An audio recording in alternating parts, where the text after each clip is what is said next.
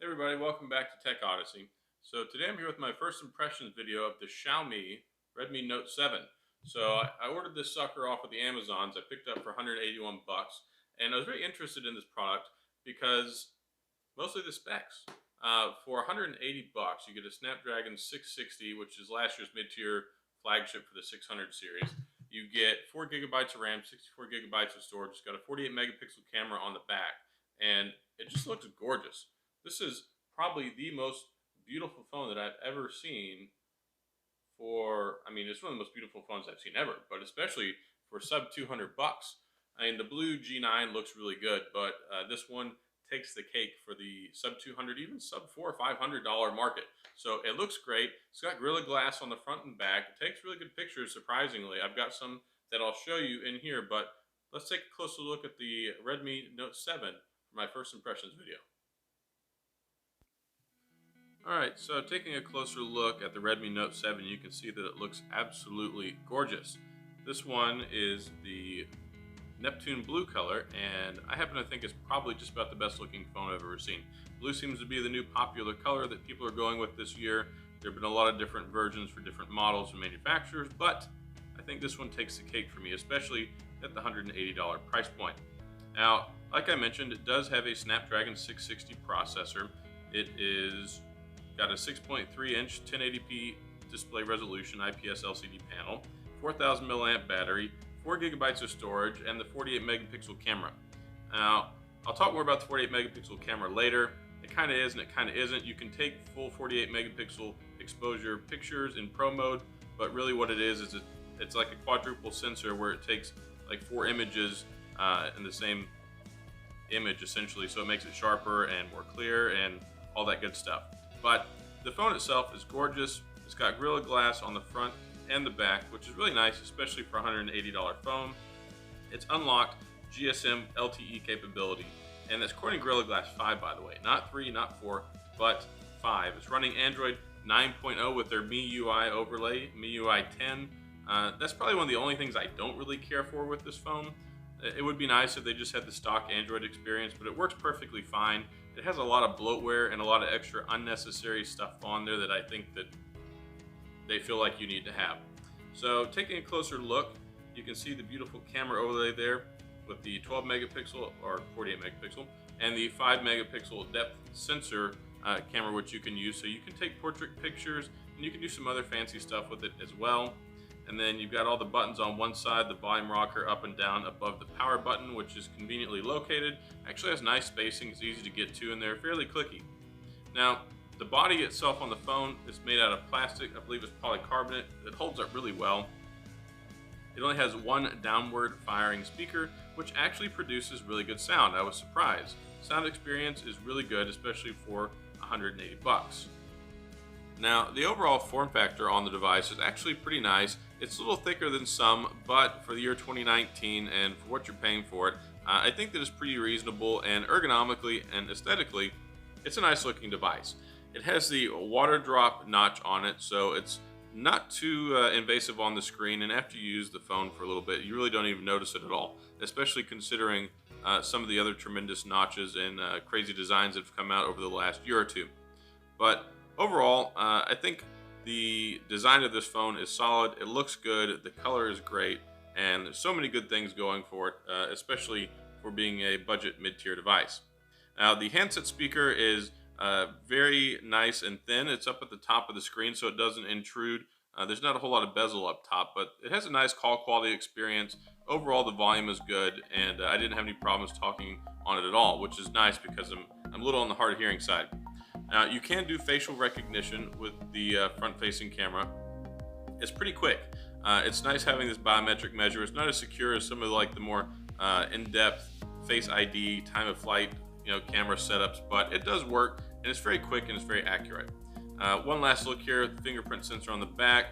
Again, with the camera setup, it will record 1080p at 60 frames per second. It doesn't do 2K, 4K, any of that, which is a little surprising because the Snapdragon 660 is capable of it. But overall, it works perfectly fine, and the video quality is adequate. Now, another biometric feature on it is the fingerprint sensor, which is conveniently located on the back. You can see it works very quickly, so just lightly tap your finger on it. It doesn't take long to register at all, and it's very responsive. So you get that, you get the facial recognition, you can still use your PIN and password. Now, if you swipe to the right, you get the activity feed and some suggested apps and things like that, which is part of the MiUI interface. Now, the MiUI interface is okay. It's Xiaomi's skin that they put over the Android setup. I think it's one of the only kind of shortfalls with the phone. It works fine, but it does have a lot of pre-installed software on it, and it is lagging a little bit when it comes to security updates. This one's running an April security patch, but it does at least have Android 9.0 with the MIUI 10. And overall, I can't say that it's a bad experience. It's just my philosophy on using a skin over Android is if it's not going to be better than what you get at the core experience, then don't waste your time. Just use the regular experience that's already there. Now, it's nice because you do have this second space feature that they've included. So what second space is essentially it's a second space. It allows you to set up a secondary profile on your phone that you can access easily, either through using the fingerprint sensor or you can type in a different PIN.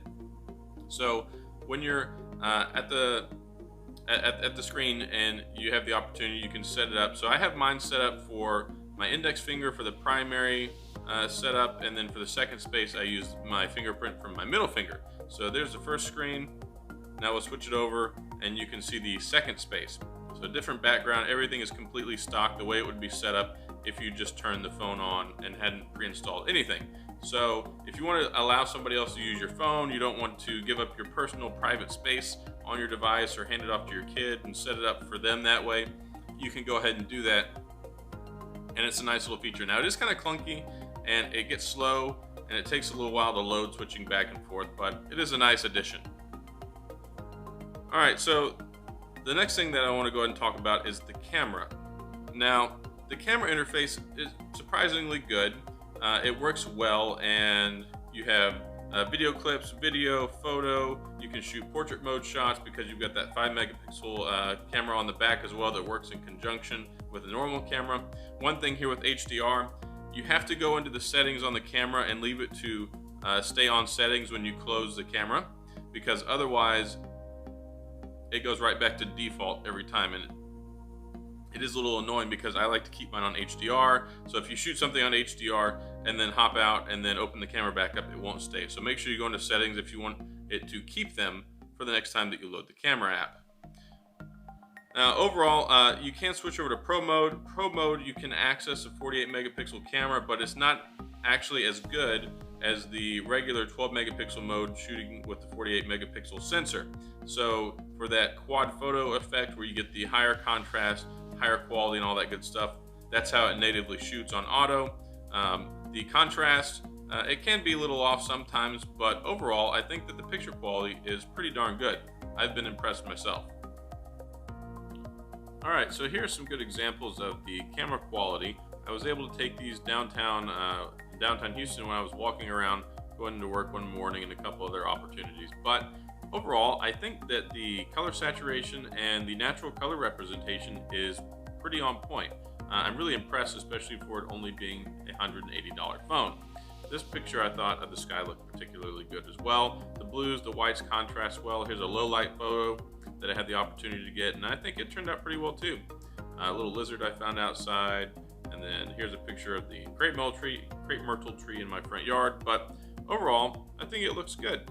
And here's two selfie illustrations. This one, there's a little bit too much white light. It looks a little washed out, but outside with natural lighting, the selfie camera actually works pretty decent, I think. So that's about all I have for the Xiaomi Redmi Note 7. Now, one last thing I wanted to point out is it does come with a clear case in the box, which serves perfectly fine, except for this one issue here where you can see that the camera sticks out farther than the case does. So you're protecting the phone, but you're still not getting any protection over the camera. So I don't know if that was an afterthought or what was going on there, but it's nice to at least have a free case in there. I was glad to not get it scratched up. I did put a glass screen protector on it like 2 days after I got it. So definitely pick up one of those so you can make sure your phone is well protected. And one of the downsides is there's not a whole lot of accessories available for it. So at 180 bucks, I think it's a fantastic device. It runs really well. The Snapdragon 660 keeps up. It runs all day, especially with the 4,000 milliamp battery. I haven't had any problems with the signal, the connection, and overall, it's been a nice, refreshing experience because one, I've never used a Xiaomi phone before, and two, it's different than what I've been using. So I think that it serves a great purpose, and it's a solid phone for a lot of people. Sure, it's going to lag behind in the security features and some of the updates, just because of that's not something they're typically known for. It's not going to be like a Pixel phone where you're going to get the latest and greatest software updates and security patches, but you get what you pay for. And at $180, I think that you are getting what you pay for. So it's a solid phone. I think it's a great option for a lot of people. And just to close this one out, I think that again, it's really a gorgeous device. Takes good pictures, and it's a solid option. So there you go. That's all I've got on the Redmi Note 7. If you have any questions or comments, please feel free to leave them down in the comment section. I'll get back with you. As always, thanks for tuning in. Hit the like and subscribe button. Hit the little notification bell so you can get access to the latest and greatest. And I'll see you guys next time.